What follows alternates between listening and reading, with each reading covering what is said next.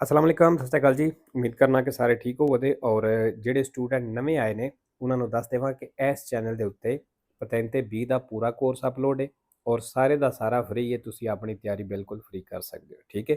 ਅੱਛਾ ਜੀ, ਅੱਜ ਹੋਰ 3-4 ਕਮੈਂਟ ਆਏ ਸਨ ਕਿ ਸਰ ਜੀ ਸਾਨੂੰ ਥਿਊਰੀ ਪਾਸ ਕਰ ਲਈਏ। ਠੀਕ ਹੈ। ਉਹਦੇ ਵਿੱਚੋਂ ਮੈਂ 2 ਕਮੈਂਟਸ ਜਿਹੜੇ ਨੂੰ ਉਹਨਾਂ ਦਾ ਸਕਰੀਨਸ਼ਾਟ ਲਿਆ ਤੇ ਉਹਦੇ ਵਿੱਚ ਮੈਂ ਇੱਕ ਹੋਰ ਚੀਜ਼ ਤੁਹਾਨੂੰ ਵਿਖਾਉਣਾ ਚਾਹੁੰਦਾ, ਜਿਹੜੀ ਮੈਂ ਚੀਜ਼ ਅੱਗੇ ਵੀ ਬੜੀ ਵਾਰੀ ਦੱਸੀ ਹੈ। ਅੱਛਾ ਜੀ, ਪਹਿਲਾ ਕਮੈਂਟ ਜਿਹੜਾ ਉਹ ਹੈ ਨੁਸ਼ੈਰ ਅਲੀ, ਅਗਰ ਮੈਂ ਸਹੀ ਪੜ੍ਹਿਆ ਤੇ ਠੀਕ ਹੈ ਜੀ। ਨੁਸ਼ੈਰ ਅਲੀ ਭਾਈ ਇਹਨਾਂ ਥਿਊਰੀ ਪਾਸ ਕਰ ਲਈ ਹੈ।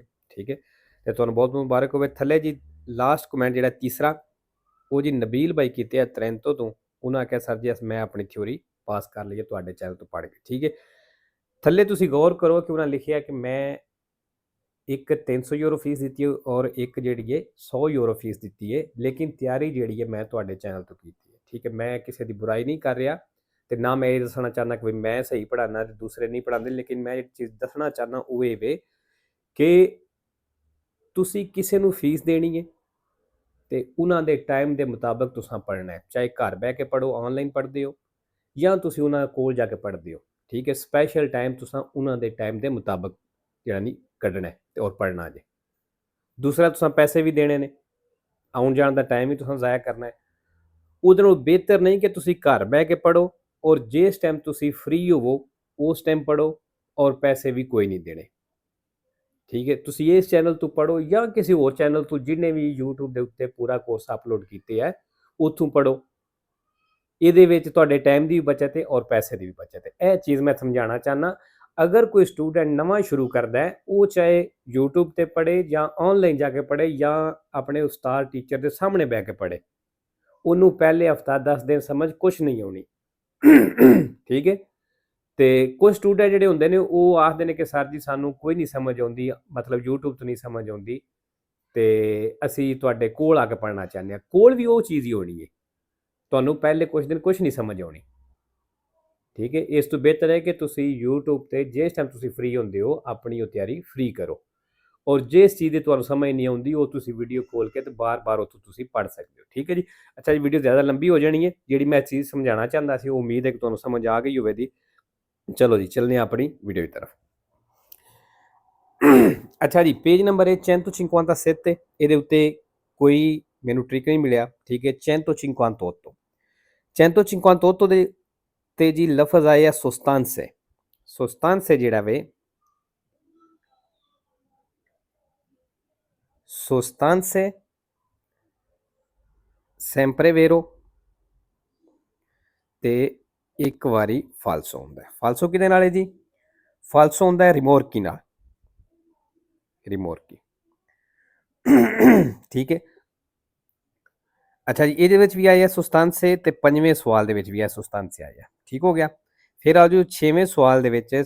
6ਵੇਂ ਸਵਾਲ ਦੇ ਵਿੱਚ ਲਫ਼ਜ਼ ਆਇਆ ਅਲਾਗਾਮੈਂਟੋ। ਅਲਾਗਾਮੈਂਟੋ ਜਿਹੜਾ ਹੈ, ਅਲਾਗਾਮੈਂਟੋ ਜੀ ਸੈਂਪਰੇ ਫਾਲਸੋ ਤੇ ਇੱਕ ਵੇਰੋ ਹੁੰਦਾ ਹੈ। ਠੀਕ ਹੈ, ਇੱਕ ਵੇਰੋ ਪਿਓਜਾ। ਅੱਛਾ ਜੀ, ਪਿੱਛੇ ਬੱਚਿਆਂ ਸ਼ੋਰ ਪਾਇਆ, ਅਗਰ ਵੀਡੀਓ ਵਿੱਚ ਆਵਾਜ਼ ਆਵੇ ਤੇ ਉਹਦੇ ਵਾਸਤੇ ਮਾਜ਼ਰਤ। ਛੋਟੇ ਭਾਈ ਦੇ ਬੱਚੇ ਨੇ ਤੇ ਉਹ ਬਾਹਰ ਸ਼ੋਰ ਕਰ ਰਹੇ। ਠੀਕ ਹੈ ਜੀ, ਇਹ ਥੋੜਾ। ਅੱਛਾ ਜੀ, ਇਹ ਉੱਤੇ ਹੋ ਗਿਆ ਅਲਾਗਾਮੈਂਟੋ ਸੈਂਪਰੇ ਫਾਲਸੋ ਇੱਕ ਵੇਰੋ ਪਿਓਜਾ ਨਾਲ। ਠੀਕ ਹੈ, ਉਹ ਕਨਫਿਊਜ਼ ਨਹੀਂ ਦੇਣਾ ਹੋਣਾ। ਚਲੋ ਜੀ,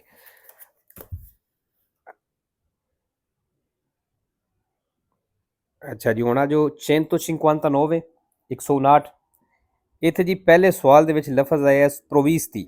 ਇਹ ਮੈਂ ਵੈਸੇ ਅੱਗੇ ਵੀ ਲਿਖਵਾਇਆ, ਮੈਂ ਸਿਰਫ ਰਿਪੀਟ ਹੁਣ ਕਰ ਦਿੰਦਾ। ਸਪਰੋਵਿਸਤੀ ਸੈਂਪਰੇ ਵੇਰੋ ਇੱਕ ਫਾਲਸੋ ਤੂਤੀ ਨਾਲ, ਬਲਕਿ ਮੈਂ ਲਿਖ ਹੀ ਦਿੰਦਾ ਕਿਉਂਕਿ ਫਿਰ ਕੁਛ ਜਿਹੜੇ ਨੇ ਉਹਨਾਂ ਨੂੰ ਨਹੀਂ ਸਮਝ ਆਉਂਦੀ।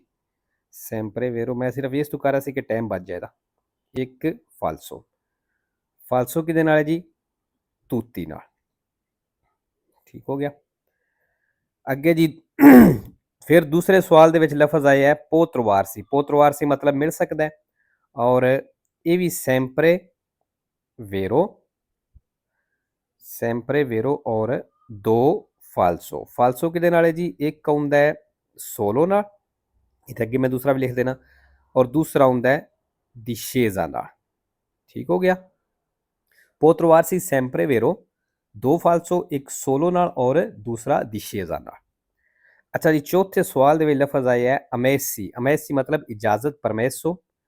ਇਹ ਜਿਹੜਾ ਵੇ ਇਹ ਵੀ sempre vero और दो फालसो ने, ठीक है, दो फालसो और दोवे ਦੇ ਦੋਵੇਂ ਜਿਹੜੇ ਨੇ ਇਹ ਸੋਨੋ ਨਾਲ ਆਉਂਦੇ ਨੇ। ਠੀਕ ਹੋ ਗਿਆ। ਅਮੈਸੀ sempre vero, दो फालसो और ਦੋਵੇਂ ਹੀ ਸੋਨੋ ਨਾਲ ਨੇ। ਠੀਕ ਹੈ ਜੀ। ਅੱਛਾ ਜੀ, ਅੱਗੇ ਆ ਗਿਆ ਜੀ 7ਵਾਂ ਸਵਾਲ। 7ਵੇਂ ਸਵਾਲ ਦੇ ਵਿੱਚ ਲਫ਼ਜ਼ ਆਇਆ ਹੈ distanza minima। distanza minima, अच्छा, distanza minima जी sempre falso और 6 वेरो ने। उन्हें तो वेरो ज़्यादा ने, ठीक है, लेकिन लिखे इस तो ने कि आसान ने। एक लफ्ज़ है जी इंडिकाता, होए इंडिकाता, ठीक है। दूसरा जी नोवे मेत्री, अगे फिर अगे मैं लिखना। तीसरा जी 14 मेत्री, 14 मेत्री। फिर आ गया जी विंटोतो मेत्री। अगे जी फिर आ गया जी 36 मेत्री। ते लास्ट आ गया 42 metri, ठीक है। distanza minima sempre falso 6 vero, indicata 9 metri, 14 metri, 28 metri, 36 metri और 42 metri, ठीक है जी। अच्छा जी, अगे आ गया जी 160 number page, 160 number page. 160 number page से जी तीसरे सवाल ਦੇ ਵਿੱਚ ਲਫ਼ਜ਼ ਆਇਆ ਹੈ अल्तेसा मासिमा, जिस तरह इकट्ठा आया है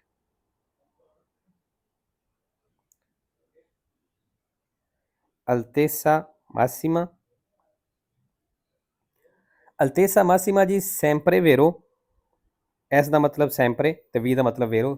sempre vero ते दो फालसो ने, ठीक है। फालसो किहदे नाल ने जी? फालसो एक आउंदा है 4 metri ते दूसरा आउंदा है नोतेवोले नाल। नोतेवोले लफ्ज़ जिहड़ा वैसे भी sempre फालसो है, ठीक है, ये भी थोड़ी आसानी हो जाती है। अल्तेसा मासिमा sempre vero, दो फालसो 4 metri नाल और नोतेवोले नाल, ठीक है जी। अच्छा जी, अगे आ गया तीसरे सवाल ਦੇ ਵਿੱਚ ਲਫ਼ਜ਼ ਫਿਰ ਆਏ ਹੈ ਅਮੈਸੀ। ਇਹ ਅੱਗੇ ਮੈਂ ਉੱਤੇ ਲਿਖਵਾਇਆ ਅਮੈਸੀ sempre vero, दो फालसो, ਦੋਵੇਂ ਦੇ ਦੋਵੇਂ ਸੋਨੋ ਨਾਲ, ਠੀਕ ਹੈ। ਫਿਰ ਆ ਗਿਆ ਜੀ ਪੰਜਵੇਂ ਸਵਾਲ ਦੇ ਵਿੱਚ